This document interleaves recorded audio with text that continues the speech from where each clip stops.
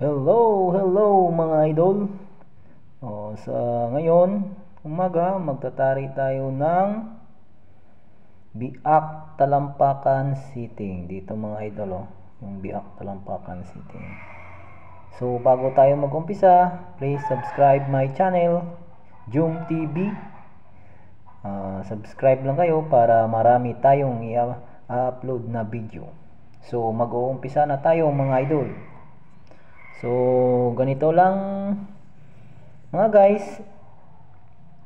Una, gamit tayo ng sapin, paunan, saka leather boots, at saka yung tari natin na walang talim. So, mag-uumpisa na tayo guys. Sundan nyo lang ako. So, maglagay tayo ng sapin. So, ganito lang guys. Dandanan lang natin para masundan nyo.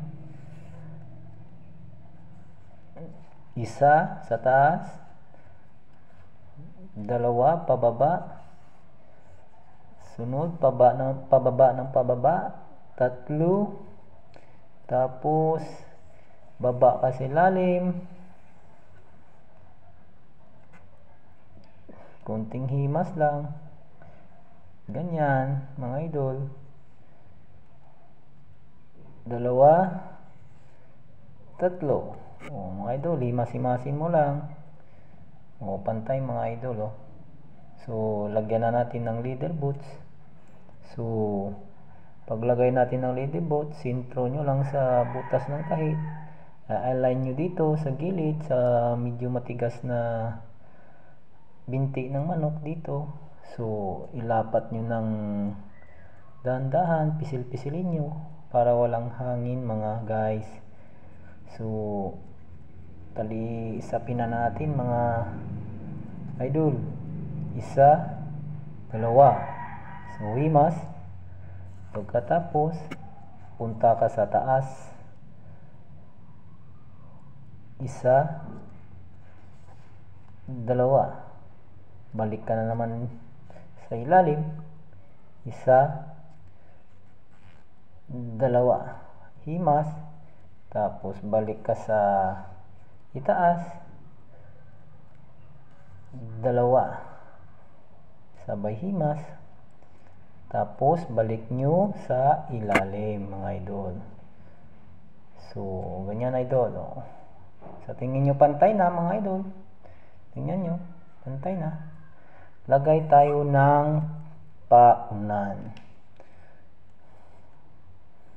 So, paglagay ng paunan, paikot-ikot lang idol. Ganyan. Tapos pababa. Sundan nyo lang idol. Simple lang ang pagtatari mga idol. Yan idol. Paano malalaman na pwede nang lagyan ng tari na tinatawag nating biak talampakan? So ganito yan idol. Yung itaas mo yung paa ng manok, yung nakalaking na siya, tapos nagpantay misa siya, tapos ibaba mo ng konting-kunti mga idol. Yan, ibaba mo ng konting-kunti. Yan na idol, sasabay na yan sa tinatawag nating talampakan sitting. Yung dito idol, yung talampakan sitting, dito naka-align sa guhit ng binti mga idol. Ito idol. Ayan idol. So, lagyan natin ng tali muna yung tari natin mga idol. So, lagyan muna natin ng bidbid. Ganito lang idol, paikis-ikis lang. Ganyan, pataas, pabalik, pailalim. Yan.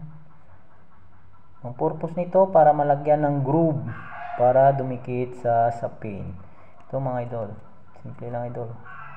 Yan. Ganyan lang idol, kasimple. Tapos patong mo yung tari. Tingnan nyo idol. Sa biak talampakan yan idol. Yun. Yan idol. Matigas na yung manok. Yung puno ng likod ng tari natin naka-align sa biak talampakan. Pag nasipat mo yan sa puwit, idol, yung ganito, nag-RP yan, idol, right pelvic. Yan ang tinatawag na biak talampakan, RP sitting, mga idol. Pag ginanyan mo, ganituin mo yung paa ng manok, mag-a-align yan, idol, yung likod ng tari natin sa biak talampakan. So, lagyan lang natin ng tali, mga idol.